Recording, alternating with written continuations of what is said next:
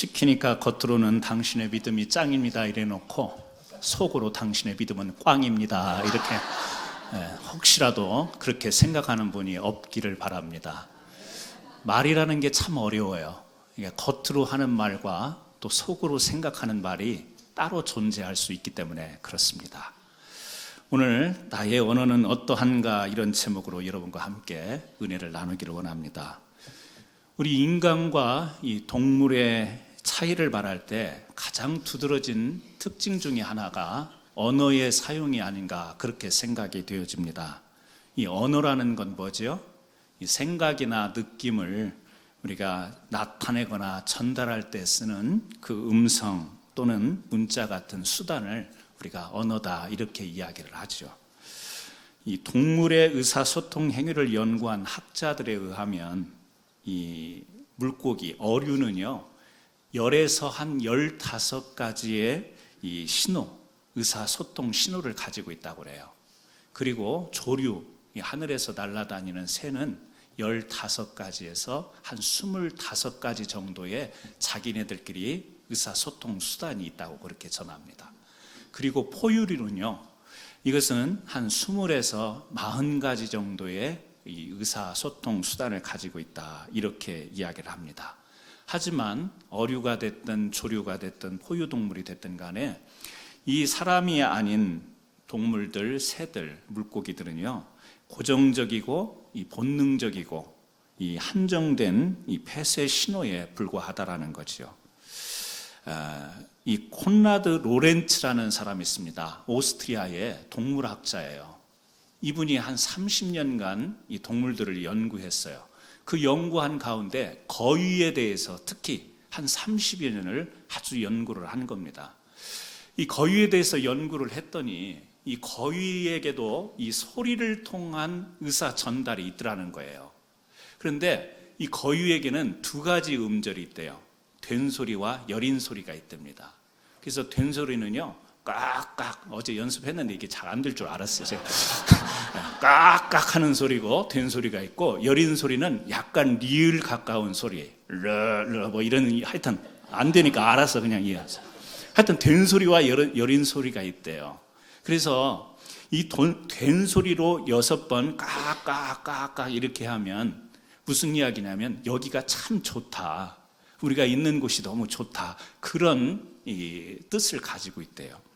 그리고 3번 소리를 내면 이제 우리 가자, Let's go 이런 의미를 가지고 있고, 4번에서 5번 정도 된 소리를 내면은 빨리 가자, 그냥 가는 게 아니고 빨리 가자 그런데요. 그리고 또 이 여린 소리, 이 목젖을 울리는 리을 비슷한 소리로 이렇게 울리는 소리로 한번 이렇게 길게 내는 소리는요 지금 위험하다, 뭔가 누군가가 공격해올 것 같다, 경계하자, 그런 의사를 전달할 때 그렇게 소리를 낸다고 해요. 그리고 된 소리로 한번 긴 소리를 내면 이제 안심해도 된다, 이제 안전하다, 이렇게 이 거위가 소리를 이 된 소리와 여린 소리를 번갈아 가면서 몇 번 내는가에 따라서 자기네들끼리 그렇게 의사소통을 한다라는 거죠. 이렇게 동물들도 의사소통을 합니다. 하지만 인간이 사용하는 언어와는 근본적으로 다른 거지요. 너무 한정되어 있고 너무 기본적인 것에 그치는 동물들의 언어, 그에 반해서 인간의 언어는 아주 고등한 것이지요. 스위스의 신학자 에밀 브루너라는 분이 계십니다. 이분이요 창세기 1장 27절에 보면 그런 말씀 있잖아요. 우리 사람을 지을 때 하나님께서 하나님의 형상을 따라 지었다라는 내용이 나오죠. 그래서 이 에밀 브루너는 우리가 하나님의 형상을 따라 지음받았다고 했는데 그 하나님의 형상의 내용은 뭐냐, 우리가 일반적으로 성경을 해석하는 분들이 우리가 하나님의 형상을 따라 지음받았다 할 때 지정의를 따라 지음받았다 이렇게 우리가 많이 일반적으로 알고 있잖아요. 근데 이 브루너라고 하는 이 신학자는 다른 3가지를 이야기해요. 하나는 하나님의 형상을 따라 지음받았던 우리는 하나님의 공의를 닮아서 지음을 받았다.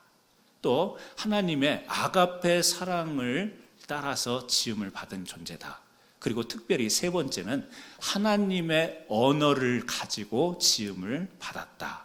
그래서요, 공의와 사랑과 언어, 이 세 가지가 하나님의 형상의 내용이다, 이렇게 주장합니다.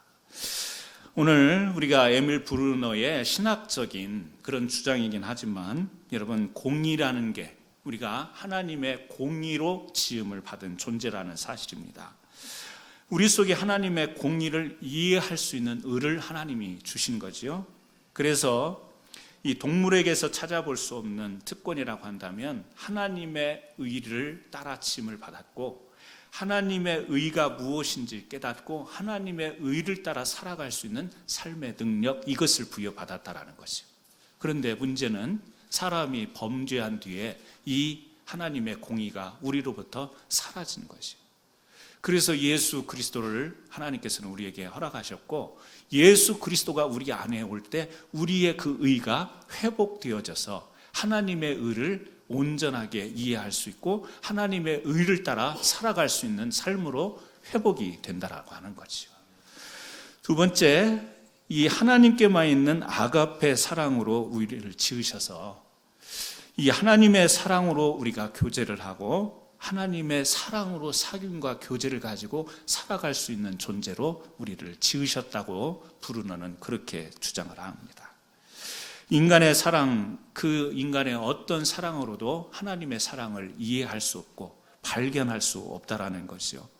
하나님의 아가페 사랑만이 우리 안에 존재하여야 이 하나님의 사랑을 온전하게 따라갈 수 있는 삶을 살 수 있다.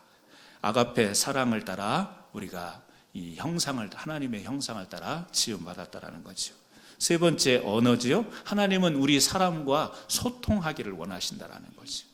그래서 원래 우리에게 주어진 언어가 아닌 하나님의 언어인데 이 하나님의 언어를 우리에게 부여하셨다라고 하는 겁니다. 이 언어를 주셔서 하나님과 소통을 하고 하나님과 영적 교통을 나눌 수 있도록, 그래서 내 입에서 나오는 말이라고 해서 이 말이 내 말이 아니고 내가 사용한다고 해서 이 언어가 내 언어가 아니라고 그렇게 주장을 하는 거죠.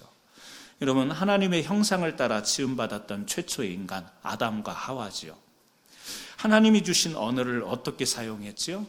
우리는 두 가지로 분류할 수 있어요. 아담과 하와가 사용한 언어를 우리가 좀 살펴볼 때 두 가지로, 범죄 이전과 범죄 이후에 아담과 하와가 사용했던 언어를 우리는 창세기에서 발견할 수 있는 거죠. 범죄 이전에 하나님께서 아담에게 주셨던 언어, 어떻게 사용했어요? 하나님이요, 이 땅에 피조물들을 지었죠. 그리고 아담에게 이름을 짓도록 하세요. 아담이 동물들의 이름을 다 짓습니다. 하나하나 이름을 지어요. 그런데 하나님께서 그것을 보시고 좋아하셨어요. 하나님 마음에 합했어요. 아담과 하와가 처음에 범죄하기 이전에 그들이 사용했던 언어는 하나님의 마음과 일치된 언어를 사용한 거예요. 하나님 마음에 합한 언어를 사용한 거예요. 동물 이름을 짓도록 했더니 그 이름을 지어요. 그런데 하나님께서 그 지은 이름들을 보니까 그 지은 이 동물들의, 지은 피조물들의 그 원래 의도하셨던 것과 너무 일치된 이름을 지으니까 하나님이 막지 않으시오. 야, 내가 원래 그 동물을 지은 것은 이런 의미로, 이런 뜻으로 지었는데 이름이 잘 안 맞는 것 같다, 어울리지 않는다, 이런 말씀이 한 말씀도 없어요. 뭐죠? 그냥 일치된 거죠. 아담이 이름을 지어놓으니까 하나님이 좋게 여기신 거예요. 그렇게 일치된 언어를 사용하게 된 것입니다. 뿐만 아니라 창세기 2장 23절에 보면 아담이 혼자 사는 것, 독처하는 것이 보기 좋지 않았죠. 그래서 아담에게서 이 뼈를 취해가지고 이 하와를 짓게 하죠.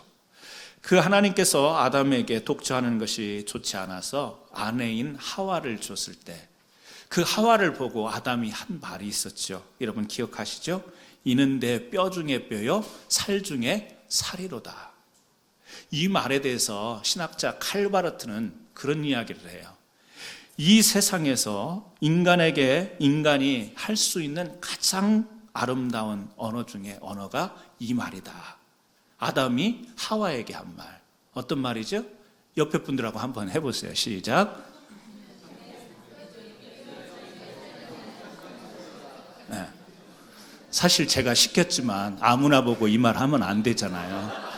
네. 자기 아내한테 하는 말인데, 그죠? 이는 내 뼈 중에 뼈요 살 중에 살이로다. 칼바르트는 그렇게 이야기해요. 이게 사람이, 인간이 사용할 수 있는 가장, 물론 최초이긴 하지만, 최초 인간이긴 하지만 사용할 수 있는 가장 아름다운 언어였다. 마음속에요 뭐가 있죠? 정말 속 드는 거예요. 감사가 있는 거죠. 독처할 때 외로웠는데 옆에 외로움을 달랠 수 있는 배우자가 있는 것을 보고 너무 흡족해서 만족해서 할 수 있었던 말. 내 뼈 중에 뼈요 살 중에 살이로다. 그런데 아담과 하와가 선악과를 따먹고 범죄한 이후에 이들의 언어가 어떻게 변하게 됩니까? 언어의 변질이 시작이 되죠. 선악과를 따먹었어요. 그때 하나님이 선악과를 따먹은 아담을 부르세요. 어떻게 부르시죠? 아담아, 아담아, 내가 어디 있느냐? 그랬더니 아담이 내가 두려워하여 숨었나이다. 그러면서 하는 말이 있어요. 창세기 3장 12절에 이렇게 이야기를 합니다. 하나님께서 주셔서 나와 함께 있게 하신 여자, 그가 그 나무의 열매를 내게 주므로 내가 먹었나이다. 이미 그 선악과를 따먹고 자기가 하나님의 말씀, 약속을 어겨서 죄를 지었다라고 하는 의식을 갖게 된 거예요. 두려운 거예요. 그래서 숨었어요. 숨고 난 뒤에 하나님이 찾으시니까 그가 하는 말이, 내가 이렇게 숨을 수밖에 없었던 이유는 하나님께서 내게 주신 그 여자가 먹으라고 주어서 내가 먹고 지금 이렇게 죄를 짓고 숨었습니다. 말 속에 뭐가 담겨 있죠? 아내 하와에 대한 원망. 그가 주지 않았더라면 이런 원망이 담겨 있는 거죠. 여러분, 범죄한 후에 아담의 언어가 원망으로 시작이 됩니다. 그리고 나서 이제 하와에게 묻습니다. 네가 왜 그랬냐? 하와에게 물었더니 창세기 3장 13절에 하와가 이렇게 대답하죠. 뱀이 나를 꿰므로 내가 먹었나이다. 뱀이 나를 꼬여서 내가 먹은 거예요. 내가 그냥 먹은 게 아닙니다. 그런 이야기죠. 뭐죠? 잘못하고 범죄해놓고 자신이 그 먹게 된 거에 대한 합리화를 하는 거예요. 언어가 어떻게 됐죠? 아담은 원망을 이야기해요. 하와는요, 자기의 죄를 합리화시키는 말로 자기의 말이 바뀌어갑니다. 그리고 4장으로 넘어가게 되면 그들의 아들인 가인과 아벨이 등장해요. 우리가 잘 아는 것처럼 하나님 앞에 제물을 드리고 제사를 드리다가 가인이 동생 아벨을 죽이게 되죠. 여기서도 하나님이 이 가인을 부르세요. 내 아우 아벨이 어디 있느냐? 가인이 죽였잖아요. 죽여서 숨겨놨잖아요. 그 가인에게 하나님이 나타나셔가지고 네 아우 아벨이 어디 있냐? 이 질문을 할 때 가인이 창세기 4장 9절에 이렇게 대답을 하죠. 내가 알지 못하나이다. 내가 아우를 지키는 자입니까? 그렇게 이야기를 해요. 뻔뻔하죠? 자기가 지금 살해해놓고 하나님 앞에 따지듯이 내가 아우를 지키는 사람입니까? 라고 하면서 자기 마음속에 있는 분노를 표현하는 거예요. 이렇게 원망하고 합리화하고 분노를 담아서 언어를 통해서 이 표현하는 것, 죄의 결과인 거죠. 범죄 이후에 계속되어지는 언어의 타락입니다. 이것을 우리는 성경을 계속해서 볼 수 있는 거예요. 여러분, 노아 홍수 때 이제 하나님이 사람들이 너무 죄를 많이 지으니까 이 세상을 물로 심판하잖아요. 홍수의 심판을 내리잖아요. 그리고 나서 이제 하나님이 다시 그들을 회복시킵니다. 그런데 수많은 사람들이 이제 번성하기 시작해서 노아 이후에 번성해서 신할 평지에서 살아가게 돼요. 창세기 11장에 보니까 이 신할 평지에 물로 심판을 당했을 때 살아났던 노아와 그의 가족을 통해서 번성했던 이제 수많은 사람들이 어떤 모습을 보이죠? 바벨탑을 쌓습니다. 왜요? 다시는 우리 조상들과 같이 물로 심판을 받는 것을 면하기 위해서. 그래서요, 이 하나님께서 이 바벨탑을 쌓는 이 백성들을 친히 보려고 내려오셨다. 그렇게 이야기를 합니다. 이때 사람들이 했던 말이 있어요. 언어가 있어요. 어떤 말이죠? 바벨탑을 쌓으면서 했던 말. 우리가 다시는 물로 심판당함을 면하자. 우리가 성읍과 탑을 건설하여 그 탑 꼭대기를 하늘에 닿게 하여 우리의 이름을 내고 온 지면에 흩어짐을 면하자. 하나님이 다시금 물로 심판을 한다면 우리가 우리의 힘을 모아서 높은 탑을 쌓고 성읍을 지어서 이제는 그런 심판을 좀 면해보자. 그리고 그 탑을 쌓고 우리의 이름을 내보자. 우리도 이렇게 살 수 있다. 피할 수 있다. 우리도 이렇게 할 수 있다. 이것을요 나타내자라는 것이죠. 뭐죠? 하나님의 뜻을 저버리는 행동이 나온 것이죠. 하나님을 대적하는 행동인 거예요. 그때 하나님께서 창세기 11장 7절에 이런 말씀을 해요. 천사들과 더불어서 이런 말을 하죠. 자, 우리가 내려가서 거기서 그들의 언어를 혼잡하게 하여 그들이 서로 알아듣지 못하게 하자 하시고. 자, 내려가자 그래요. 누구에게요? 천사들, 영적인 존재들. 하나님의 일을 수행하는 천사들에게 내려가자. 내려가서 뭐 해요? 하나님의 말씀을 어기고 대적하고 자신들의 생각으로 높은 탑을 쌓는, 하나님은 다시금 물로 심판하지 않겠다고 무지개 언약을 주셨지만 사람들은 그것과 상관없이 우리가 힘을 모아서 높은 탑을 쌓고 하나님의 심판을 우리의 이름으로 면해보자라고 한 그들에게 하나님은 어떤 심판을 내리세요? 언어를 흐트러버리는 심판을 내리세요. 무슨 심판이에요? 언어에 대한 심판인 거예요. 말로 하나님을 대적하는 그들에게 하나님이 어떤 심판으로 임하는가? 언어를 흐트리는 언어의 심판으로 대하시는 것을 우리가 보게 됩니다. 그래서요, 바벨탑 사건에 나타난 하나님의 심판을 신학자들은 언어 심판이다 이렇게도 이야기하는 것을 볼 수가 있습니다. 여러분, 아담이 범죄한 이후에 계속해서 그 결과로 생기는 영향이 뭐죠? 언어가 변질되기 시작한 거예요. 원망이 이 말 속에 담겨 있습니다. 범죄를 표하기 위하여 합리화가 그 언어 속에 담겨 있습니다. 자기의 합리화시키기 위해서 언어에 감정을 싣고 분노를 표현하기도 해요. 마침내는 하나님을 대적하는 이 언어의 부패가 이 사람들에게 있게 된 것입니다. 오늘 사랑하는 성도 여러분, 우리가 하나님의 형상을 따라, 물론 브루너의 주장이긴 합니다. 브루너의 해석이긴 하지만 우리는 하나님의 공의를 따라 지음을 받은 존재들이에요. 하나님의 의로운 존재로 지음을 받았고 하나님의 사랑을 전하는, 하나님의 아가페 사랑을 우리가 받았고 그것을 전하는 사람 뿐만 아니라 우리에게 주신 언어로 우리가 하나님을 영화롭게 하고 이 땅 가운데서 하나님의 귀한 뜻을 전달하려는 귀한 사명을 가지고 하나님의 형상을 지음받은 사람. 그런데 오늘 성경을 통해서 오늘 우리가 봤던 모습, 우리의 언어는 너무너무 아름다운 것인 동시에 인간이 범죄하게 되면 그 언어라는 이것이 얼마나 부패할 수 있는 것인가를 우리가 보게 되는 거죠. 그래서 오늘 저는 첫 번째 오늘 이 말씀을 보면서 이런 메시지를 나누고 싶은 거예요. 언어의 회복이 일어나야 된다. 우리에게도 언어의 회복이 일어나야 된다라는 거죠. 여러분, 신앙이 회복되고 예수님을 믿게 되므로 우리의 믿음이 세워지기를 시작할 때 먼저 회복되는 게 뭘까요? 범죄로 인해서 언어가 타락되었다고 한다면 우리가 회복된다라고 할 때 무엇이 가장 먼저 회복이 되어야 되겠습니까? 언어지요? 우리의 말이 회복되어야 됩니다.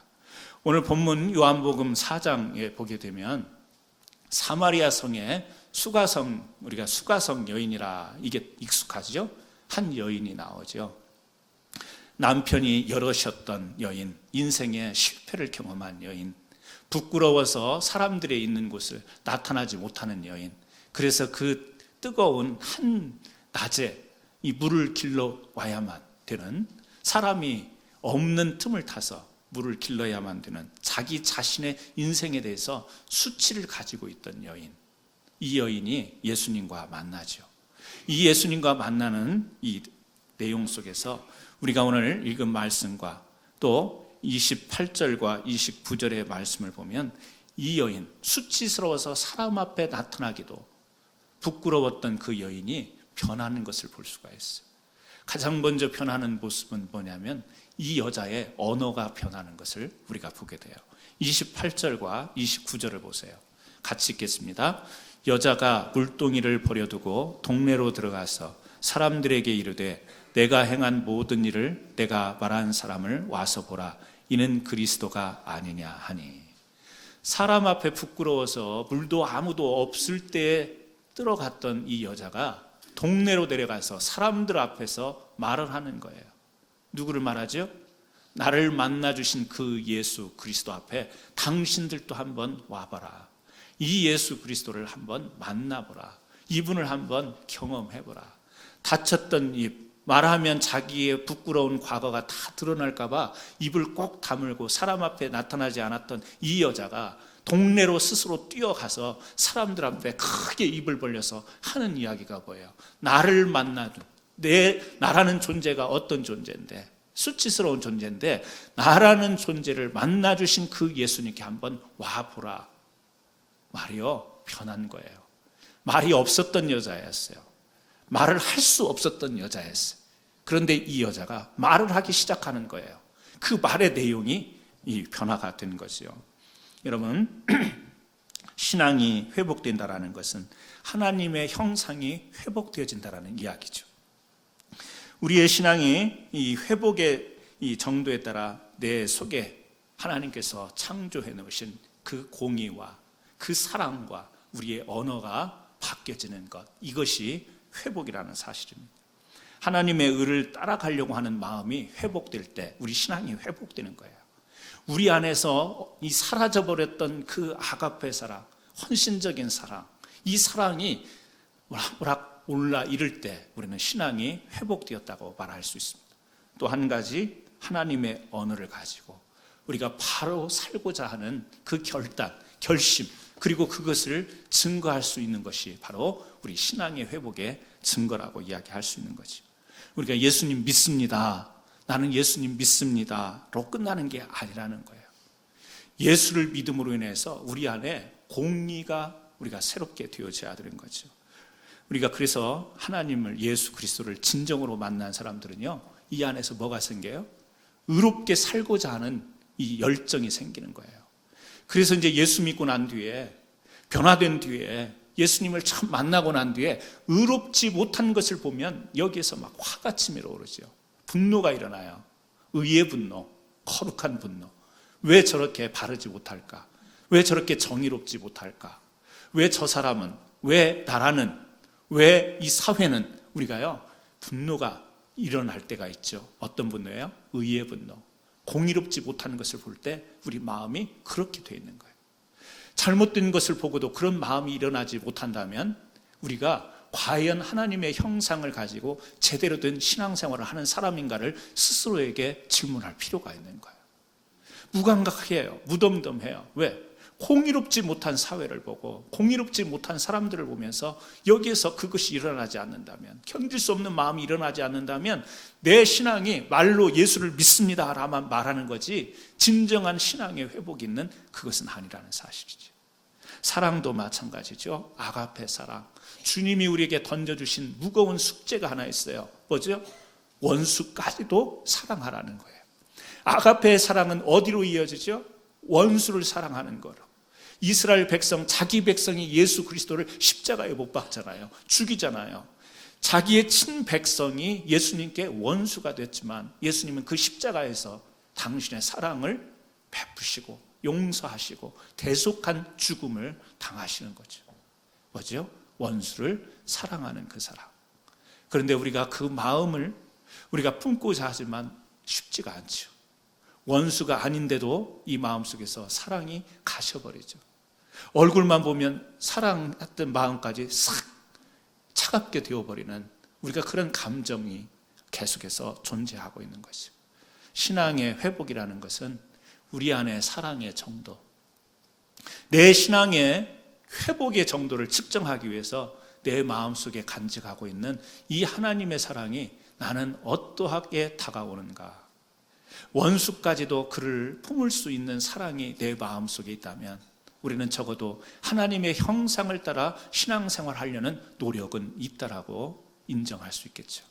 하지만 예수 믿습니다 하면서도 원수가 아닌데도, 믿음의 형제인데도, 믿음의 동지인데도 그 사람 대해서 사랑이 아닌 오히려 미움과 질투가 일어난다면 우리는 다시 한번 신앙의 회복이 필요한 거죠. 언어가 있습니다. 우리 신앙의 회복이라는 것은 언어가 변하는 거예요. 이 언어가 변한다라는 것, 하나님의 형상을 닮은 우리가 신앙적으로 온전한 회복이 있는 사람에게는 거짓말이 있을 수가 없는 거죠.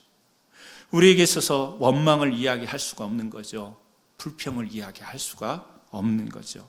하나님을 대적하는 언어를 우리가 사용할 수 없는 거죠. 예수 믿는다고 하지만 내 신앙이 나도 모르는 사이에 잘못된 방향으로 변질되었을 때 원망도, 불평도, 합리화도, 변명도, 우리가 대적하는 말도 무차별하게 그렇게 사용하죠. 그래서 다시 한번 우리가 신앙생활 가운데 나의 언어는 어떠한가를 점검하는 그 시간들이 필요한 거예요. 하나님 앞에 예배하면서 우리가 예배 드리는 모습도 있고 충성하고 헌신하는 모습도 있지만 내 언어라는 것을 한번, 이 말이라는 것 어떻게 보면 그렇게 큰 것 같지 않지만 이 언어를 점검할 필요가 있는 것은 그 언어가 내 안에 담겨있는 하나님의 형상, 그 하나님의 형상을 따라 온전한 신앙을 가졌다면 그런 이야기가 나올 수가 없다라는 거죠. 그런데도 나에게 나온다면 우리는 잘못되었다라는 말보다는 우리가 그런 존재이니까 아담과 하와 이후에 범죄한 인간들이 사용했던 언어들이 그런 언어들이었으니까 우리 역시도 그런 언어에서 자유할 수는 없죠. 그렇기 때문에 뭐가 필요하죠? 회복이 필요한 거죠. 다시금 나의 언어를 돌아보면서 나의 언어는 어떠한가를 살펴보면서 이 언어가 원망이 아닌 축복의 말이 나오고 이 자기의 합리화가 아닌 뭔가 고백의 언어가 우리 입술에서 나와야 되는 거. 축복과 감사와 또 사랑의 언어들이 넘쳐나는 그런 회복으로 우리가 나가야 되게 될 줄 믿습니다. 이 여인은요, 자기 수치가 있어요. 전에는 수치가 드러나는 것을 견디지 못해서 숨어 살았던 여인, 말도 사람들에게 할 수 없었던 여인. 그런데 이제는 이 수치가 문제가 아니에요. 왜 그렇죠? 하나님의 그 공의, 의로움, 그 하나님의 사랑을 만나게 됐어요. 접하게 됐어요. 그렇기 때문에 그 수치보다는 그 하나님의 사랑이 큰 거예요. 그 하나님의 은혜가 큰 거예요. 하나님께서 자기같이 버려질 수밖에 없는 이 죄인을 의로움으로 받아주신 그 은혜가 너무 감사하기 때문에 그 수치가 사람들 앞에 드러내도 사람들이 자기를 조롱하고 멸시하고 욕해도 그게 자기에게는 문제가 되지 않는 거예요. 뭐죠? 이 안에서 일어나는 하나님의 의와 사랑을 말하지 않고는 견딜 수 없는 그 충만함으로 사람들에게 부끄러움을 불구하고 나가서 전하게 되는 거죠. 여러분, 우리는 말로써 내 수치, 내 부끄러운 것을 얼마나 가리려고 하는지 몰라요. 이미 내 과거가, 이미 내가 행했던 이 부끄러운 일들 사람들에게 있는 거죠. 근데 우리들의 말을 보면, 가만히 보면 그런 것들을요 다 위장하기 위해서, 다 없었던 것처럼 가리기 위해서 우리는 얼마나 머리를 쓰면서 그 말로 그 허물들을 덮으려고 하는지 몰라요. 말로 덮어지는 게 아니에요. 말로 가려지는 게 아닙니다. 그냥 우리는요 솔직하게 주님 앞에서, 그래요, 사람이라는 존재가, 범죄한 인간이라는 것이 너나 할 것 없이 그런 존재예요. 부끄러운 존재예요. 수치스러운 존재예요.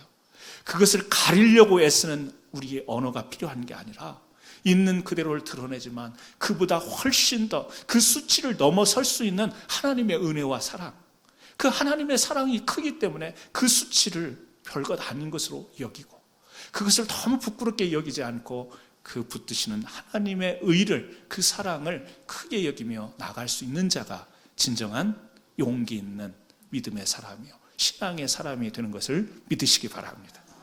두 번째는요, 우리가 이 수가성 여인을 통해서 믿음의, 이 믿음을 일으키는 언어를 사용해야 된다는 거죠. 우리 사람들의 말이라는 것은 이 생각에서 이 방향이 있죠. 내가 무슨 말을 함으로 해서 어떤 의도를 가지고 어떻게 내가 원하는 것을 이루어야 될까. 그런데요, 오늘 우리는 이 말씀 속에서 이것을 생각했으면 좋겠어요. 우리의 언어 속에 다양한 의사를 전달하고 소통을 하는 가운데 우리가 사람들에게 대할 때 믿음을 일으킬 수 있는 언어를 사용할 수 있는 사람이 되자라는 거죠. 오늘 사마리아 여인이 예수님을 만나 변화된 언어로 동네에 뛰어들어가서 주님을 증거할 때, 그때의 현장에 일당에 무리들이 있었어요. 어떤 누구냐면 예수님의 제자들이에요. 12제자들. 그 제자들이 예수님과 이 사마리아 여인이 함께 대화하는 것을 봅니다. 보고서 그 상황을 지금 요한복음 4장에서 어떻게 정리를 하고 있어요? 4장 27절을 한번 보세요. 4장 27절 같이 한번 읽겠습니다. 이때에 제자들이 돌아와서 예수께서 여자와 말씀하시는 것을 이상히 여겼으나 무엇을 구하시나이까? 어찌하여 그와 말씀하시나이까? 묻는 자가 없더라. 자, 사마리아 여인과 예수님이 대화하는 그 현장에 주님의 제자들이 있었어요. 그런데 이 27장의 말씀을 보니까 그것을 어떻게 해요? 이상히 여긴 거예요. 왜 예수님이 저 학자는 사마리아 여인, 그의 과거를 알고 있었는지는 모르겠지만 왜 사마리아라고 하는 그 지역 자체가 유대인들이 멸시하는 지역이었으니까 왜 저 여인과 함께 대화를 하실까? 이상히 여겼다 그러는데요. 이 이상히 여겼다라는 헬라어를 보면 비난하다 그런 뜻을 가지고 있어요. 그러니까 예수님을, 선생님을 막 비난했겠어요. 그러나 이 마음속으로 뭐죠? 그런 마음이 있는 거예요. 예수님의 행동이 이해가 되지 않네? 왜 저러시지? 저러시면 안 되는데? 이런 의미가 담겨 있는 거죠. 그러면서 이상히 여겼으나 무엇을 구하시나이까? 어찌하여 그와 말씀하시나이까? 그런데 이게 이제 문제예요. 뭐죠? 묻는 자가 없더라. 그러니까 이게 무슨 말이에요? 제자들이 모여서 예수님과 사마리아 여인이 대화하는 것을 보면서 이상히 여겼어요. 예수님이 저러시면 안 되는데 약간 비난 섞인 마음을 가지고 바라보는 거예요. 그런 눈초리를 본 거예요. 저러시면 안 되는데 왜 저러시지? 그러면서 바라보긴 했는데 말로 한 사람은 아무도 없었다 그 말이에요. 그러니까 묻는 자가 없더라. 생각은 그렇게 했어요. 속으로의 말은 지금 예수님이 저렇게 하시면 안 되는데 비난조의 생각을 가지고 있었지만 그 말을 하지는 않았다라는 거죠. 나중에 이 요한복음을 쓴 사람이 누구예요? 사도 요한 아니에요? 사도 요한이 지금 이 27절을 이렇게 쓴 이유가 뭘까요? 요한복음 4장 27절에서 예수님께 직접 말을 하지 않고 이상히 여기고 마음에 들지 않는 주님의 행동에 대해서 그렇게 생각했다 이렇게 기록해 놓은 것은 왜 이렇게 기록을 해놨을까요? 기록을 할 때 제가 볼 때는 이 세례 요한이 뉘우치는 마음, 회개하는 마음을 가지고 이 내용을 쓴 거예요. 왜요? 직접 예수님께 말은 안 했지만 내가 그때 그 현장에서 주님을 향해서 이런 마음을 품었는데 말로 하라면 주님에 대해서 비난할 말을 할 수 있는 그 상황, 자기가 품었던 마음이 그런 마음이었던 것을 지금 찔림으로 뉘우치면서 이 요한복음 4장 27절에 기록을 해놓은 거죠. 그러니까 뭐예요? 사람이 말을 한다고 소리로 들을 수 있는 말을 한다고 해서 그게 말이 아니라 어떤 때는 소리로 음성으로 말하지 않더라도 우리 속에서 품는 마음이 우리가 생각하는 솔직한 언어이기도 해요. 그런데 지금 세례 요한과 제자들은 그 자기네들의 속에 있는 솔직한 언어는 뭐였느냐? 예수님에 대해서 비난하는 언어였다라는 거죠. 제자들은 이 현장에서 이렇게 했어요. 그런데 그에 반해서 사마리아 여인은, 버림받았던 그 여인은 어땠어요? 나가서 사람들에게 28절, 바로 27절 뒤에 제자들은 이런 속의 말을 가지고 있을 때 여자는 물동이를 버리고 동네에 들어가서 뭘 했죠? 와보라고 예수님을 증거했다라는 거예요. 예수님을 따르던 12제자들의 말과 지금 사마리아 여인의 말이 이 극명하게 대조되는 것을 27절, 28절에서 우리들에게 보여주고 있는 거죠. 제자였지만 주님을 비난하는 말을 합니다. 버림받은 사람들에게 수치스러운 여인이었지만 주님을 증거하는 여인을 대비해서 우리들에게 보여주고 있는 거죠.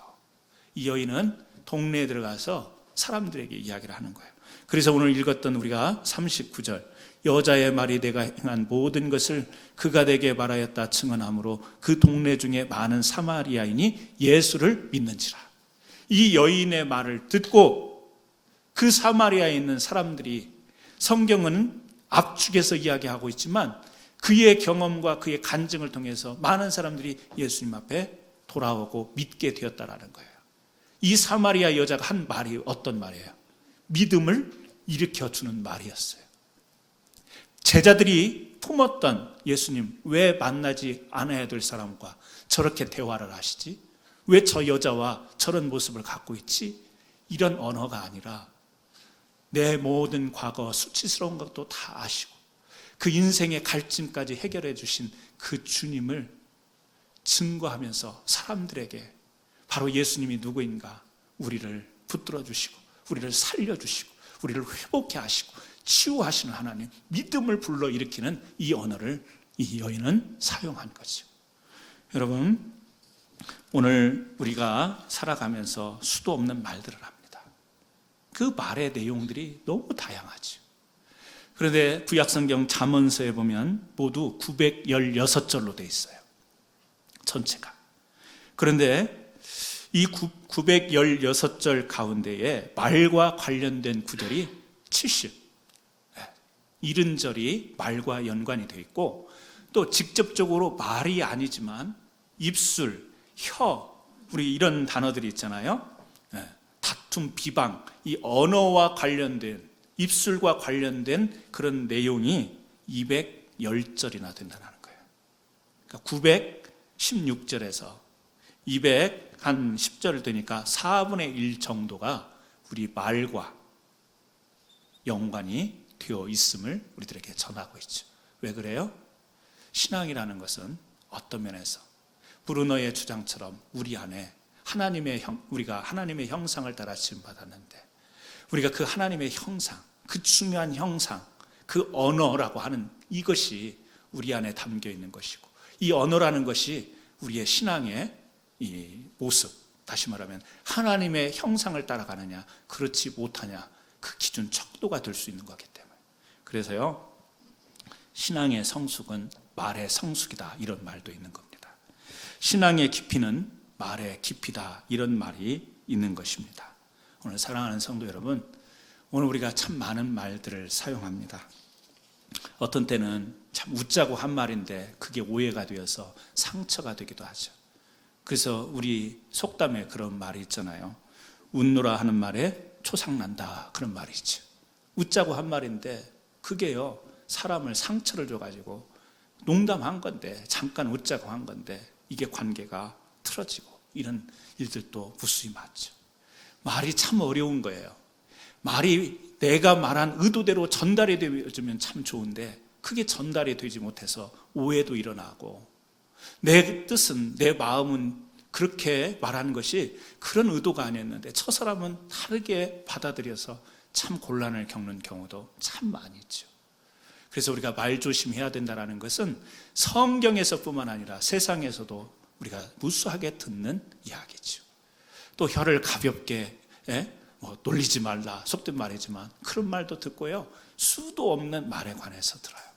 그러나 우리가 그런 말의 정의를 오늘 다 내릴 수 있는 것이 아니라 저와 여러분은 하나님의 형상을 따라 지음받은 거룩한 백성, 우리들의 언어를 통해서 정말 이 사마리아 여인과 같이 믿음을 세우고 믿음의 격려가 있고 믿음의 독려하는 말을 하고 있는지, 아니 다른 사람을 향해서가 아니라 나 스스로에게도 던져지는, 내 스스로에게 던져지는 말이 내 자신에 대해서 너무 거칠지는 않는지, 나 스스로를 너무 격화시키고 나 스스로를 무너뜨리는 그런 언어로 내가 둘려있지는 않는지, 나의 언어는 어떠한가를 한번 돌아보면서 오늘 다시 한번 하나님의 형상을 따라 회복되어지는 역사가 있기를 바라고, 여러분들의 언어를 통해서 옆에 사람이 그 말을 듣고 믿음의 어떤 용기를 얻고 믿음이 다시 일어날 수 있는, 그래서 서로가 독려해서 신앙이 회복되고 부흥할 수 있는 역사가 저와 여러분 가운데 일어나기를 주의 이름으로 축원합니다. 기도하십니다. 하나님 아버지 감사합니다. 아담과 하와가 범죄 이전에 사용했던 언어와